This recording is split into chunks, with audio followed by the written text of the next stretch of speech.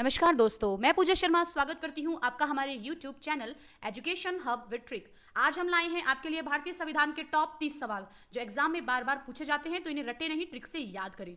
तो चलो दोस्तों, अब हम शुरू करते हैं वो सवाल जो एग्जाम में बहुत बार हर पेपर में पूछे जाते हैं।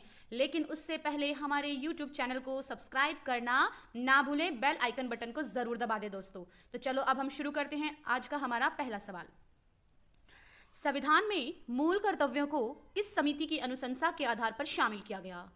आपके ऑप्शन है कर्ण सिंह समिति, कृपलानी समिति, स्वर्ण सिंह समिति, देवराज अर्थ समिति। तो दोस्तों इसका सही जवाब होगा ऑप्शन सी यानी स्वर्ण सिंह समिति। अब आपको इसको ट्रिक से कैसे याद करना है दोस्तों, वो देखो आप। स्वर्ण यानी सोना, सोने को संभाल के रखना हमारा क्या है? कर्तव्य है। हमारा मूल कर्तव्य बनता है कि हम सोने को संभाल कर रखें। तो इस सवाल का सही जवाब क्या होगा दोस्तों? स्वर्ण सिंह समिति, यानी मूल कर्तव्यों को स्वर्ण सिंह समिति की अनुशंसा के आधार पर संविधान में शामिल किया गया था। चलो दोस्तों अब आगे बढ़ते हैं हम इसी के साथ दूसरा सवाल।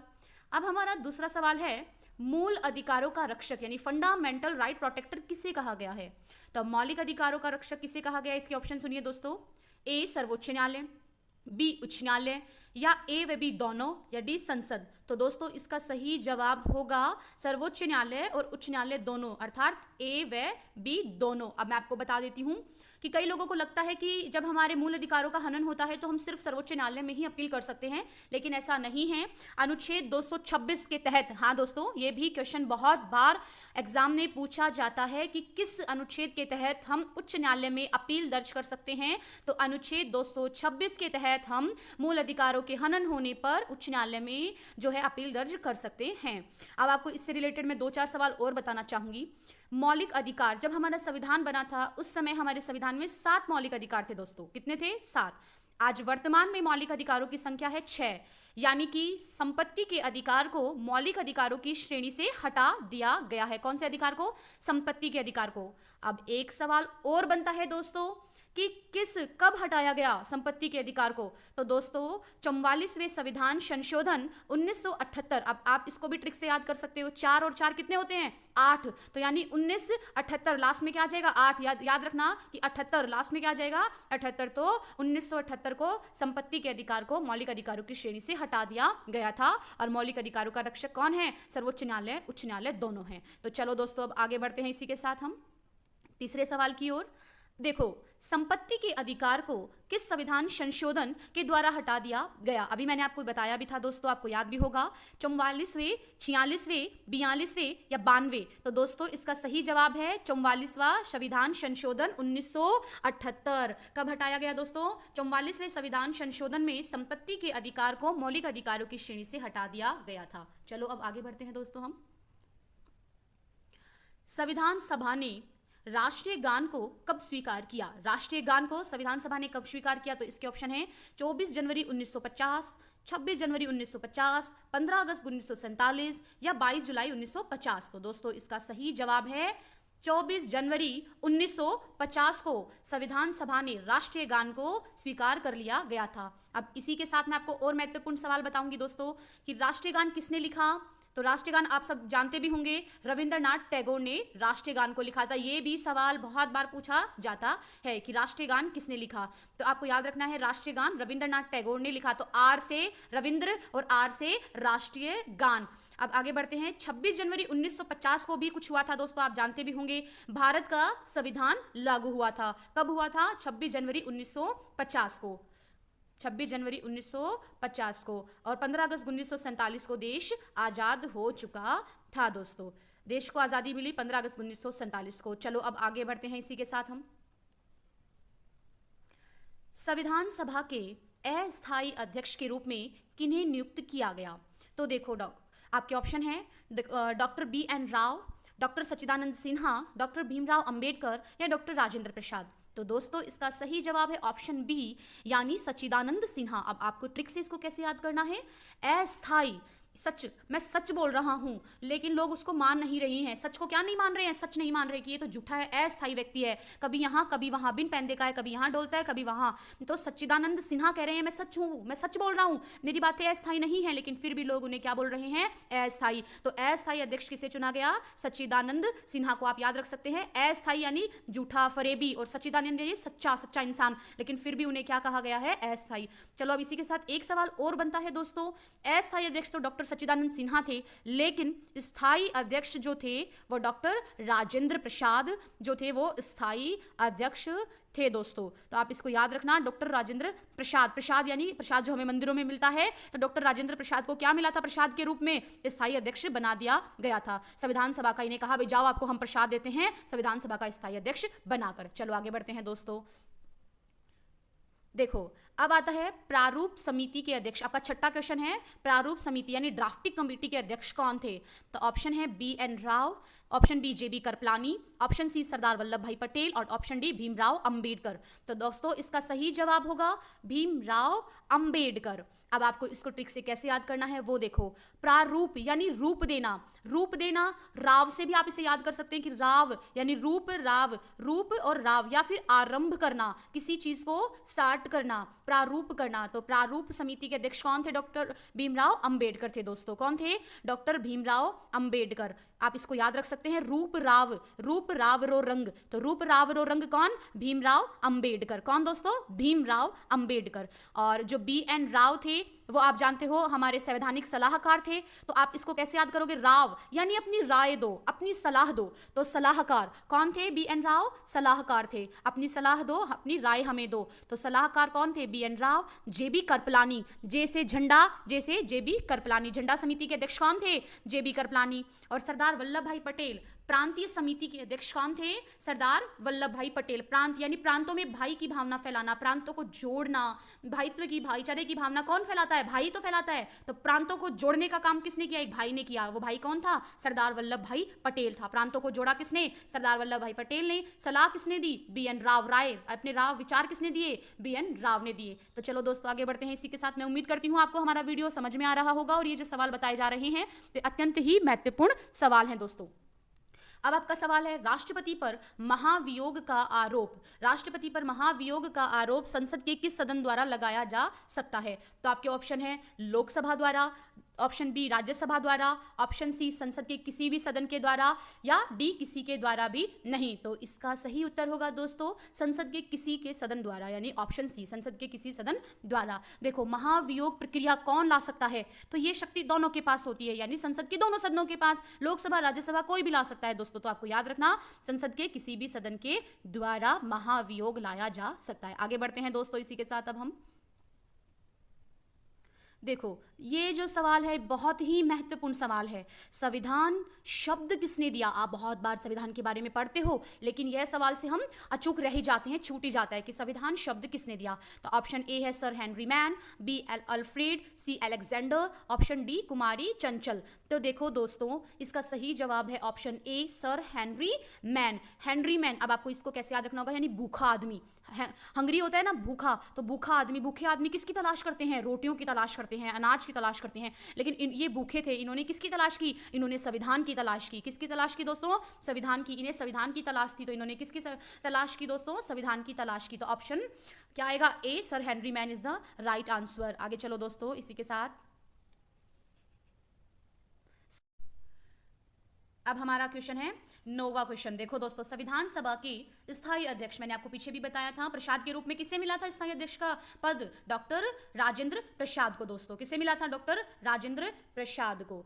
डॉक्टर राजेंद्र प्रसाद को प्रसाद के रूप में स्थायी अध्यक्ष का पद मिला था। चलो आगे बढ़ते हैं दोस्तों इसी के साथ। अब हम भारतीय संविधान किस दिन से पूर्णतः लागू हुआ? तो दोस्तों ये सवाल भी मैं आपको पीछे बता चुकी हूं, इस सवाल का जवाब भी। अब देखो इसका सही जवाब क्या है दोस्तों?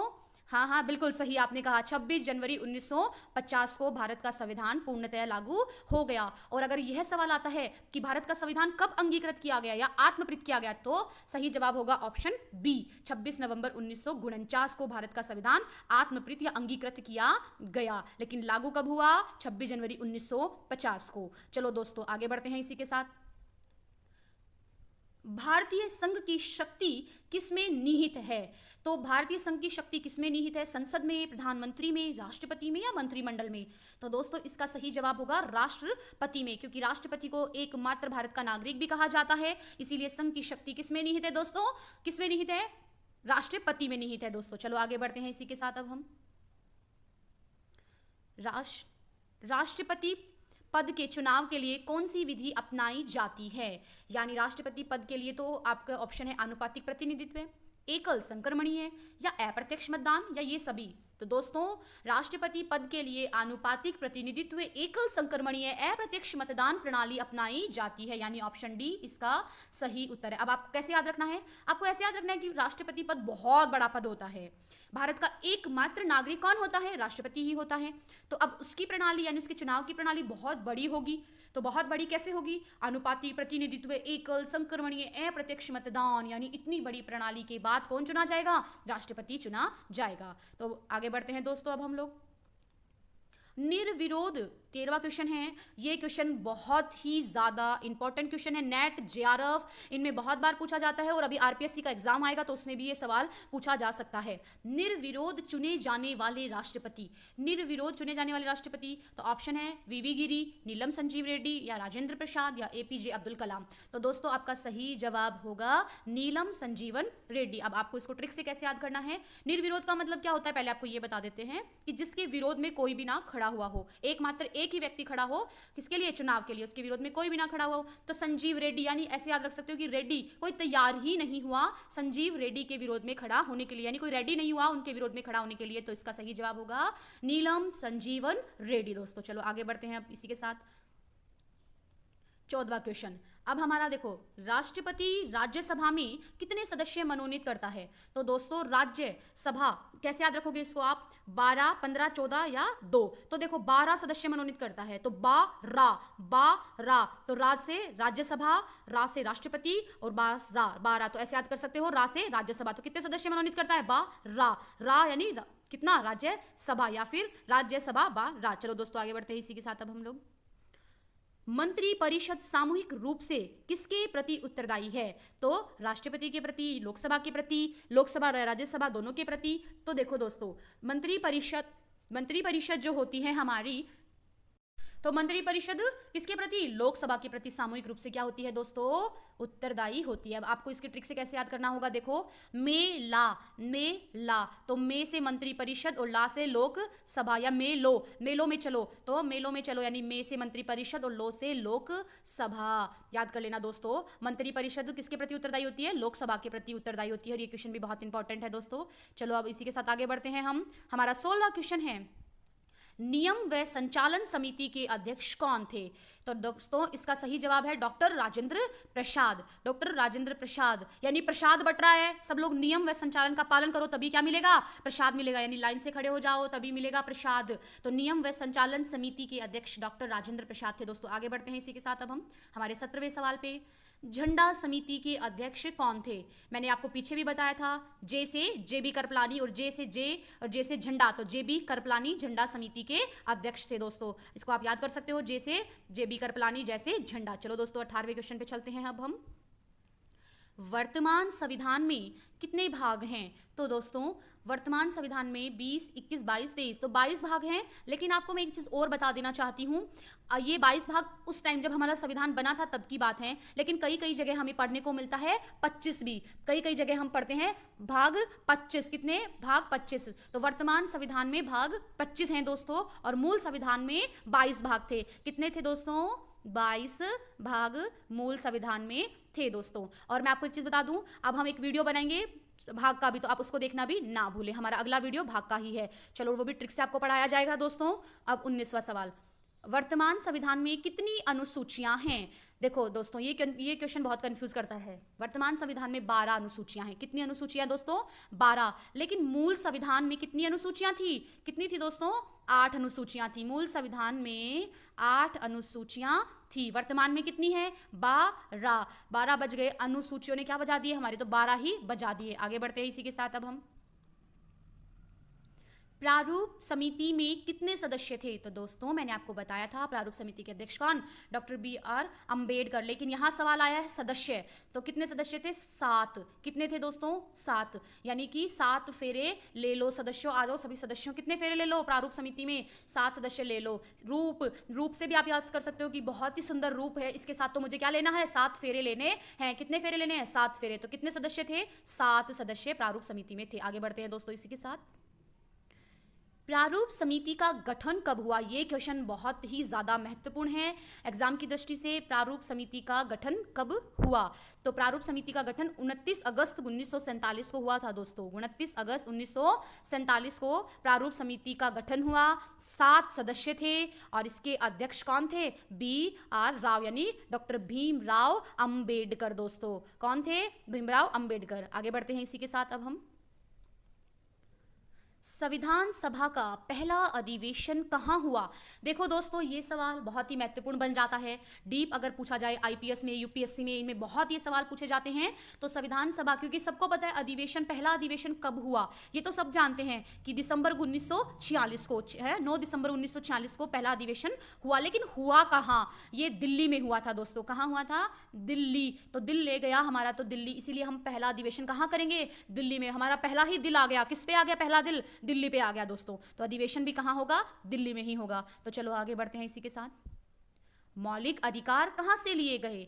मौलिक अधिकार, ये क्वेश्चन भी बहुत बार पूछा जाता है कि मौलिक अधिकार हमारे संविधान में कहां से लिए गए।